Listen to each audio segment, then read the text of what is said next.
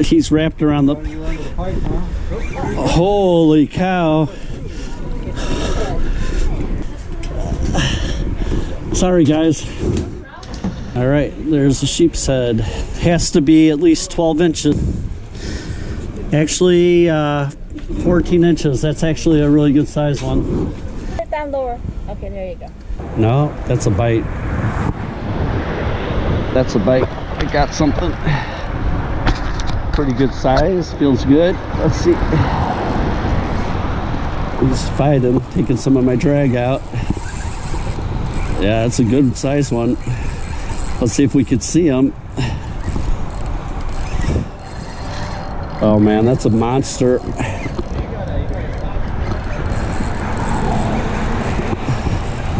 That's a big one. Let's see if I can land him.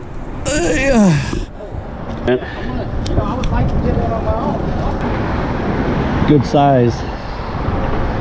Let's see how big he is from over here. So he's about 16 inches. Whoa, fish on.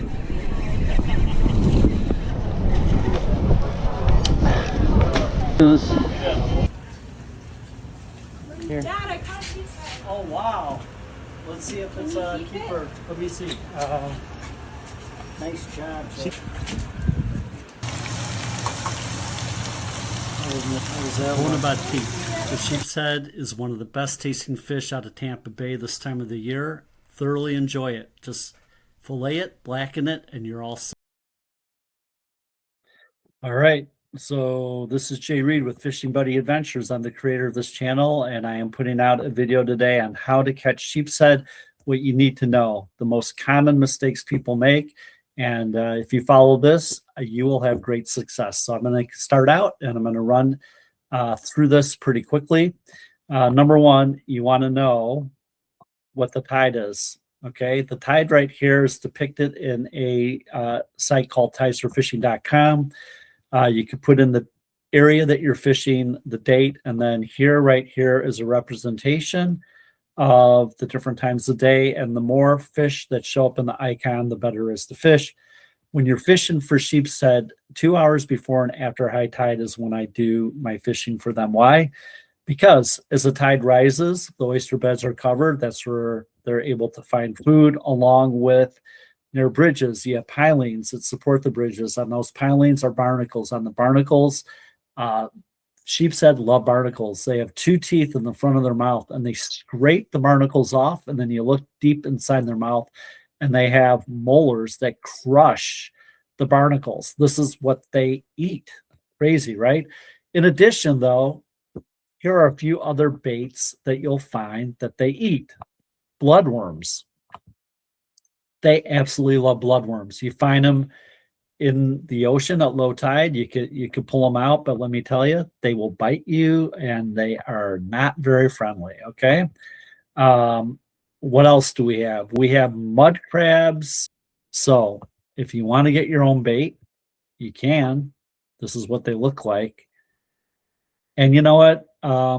They bite and it'll hurt, but if you handle them the right way, you should be okay. But don't get too freaked out. They're not that bad. Okay. All right. What else? So the fiddler crabs are these guys. All right. The fiddler crabs are burrowing down into the ground, and what you'll find out about them is that that area gets submerged with water when the tide comes in, and inherently the sheepshead look for these guys. So mud crabs, fiddler crabs. Here's another one. It's called a mangrove tree crab. Now, why mangrove tree crabs?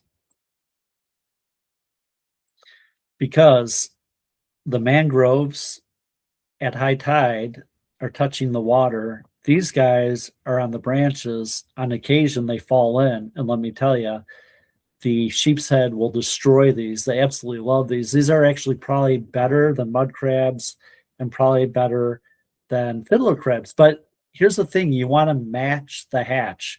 If I'm fishing near mangroves, I want to use a mangrove tree crab. If I'm fishing near an oyster bar, I want to use a mud crab, and again, by the mangroves, a mangrove tree crab. Fiddlers, they're kind of like universal, but again, where you're fishing will dictate probably what you want to use. Shrimp works, and bloodworms, for whatever reason, they love bloodworms. Okay, so bait is so important. Next thing I want to show you is the equipment you're going to need in order to catch these things. All right. So number one, your reel. Let me show you here. This is the the reel that I use. It's a Daiwa 2500 series inshore saltwater fishing reel. They come in different sizes, 25, 35, 45. The higher you go, the bigger diameter line it could take and the bigger fish that you're after. If you're going after a snook, you might want a 4500 series reel. And they also have what's called drag. Okay, this little thing up here is called the drag on the face of the reel. And basically, it's rated to be able to take a certain amount of pulling action from the fish. So for the purpose of trying to catch a sheepshead, 25 to 35, it's more than enough. All right. So now, what about a rod? Really important to have a good rod. Let me find the rod here. I picked one out for you guys. All right, here we go. I'm going to show you the rod to use. All right, so this is a battalion, Penn battalion, and by the way, everything I'm showing you is priced moderately compared to Shimano as an example, which is very expensive. The Penn brand, I've been using this rod consistently now for quite a while, and the thing that I want you to note is 7 to 7.5 feet length. But you want a medium power rod with an extra fast action tip. Why is that important? When you're catching sheepshead, the rod is your first indication that they're biting, and they bite very lightly, and they're called the bandits, striped bandits. They have black and white stripes. The striped bandits for a reason, because they literally will steal your bait and you never knew it. So you want to look at that tip and just see if there's any action on that so far. All right. Now, as far as the size hooks you use, very important that you use the right size hooks. So let me share that with you. Hooks are the key to being stealthy. I use Owner, which is a very popular brand. All right. And it's a size 4. And red, some people say red's good. It disappears in the water column because of the color spectrum. But whatever the case is, these are very small hooks, and they are super needle point, fine wired.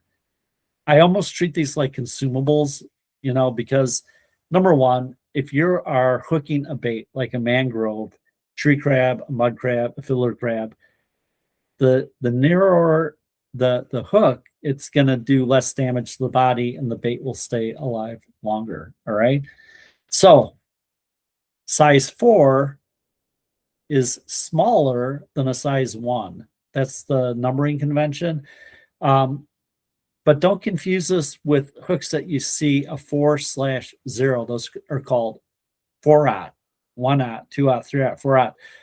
That, in that case, the higher you go in number, the bigger the hooks get. So it's a little confusing.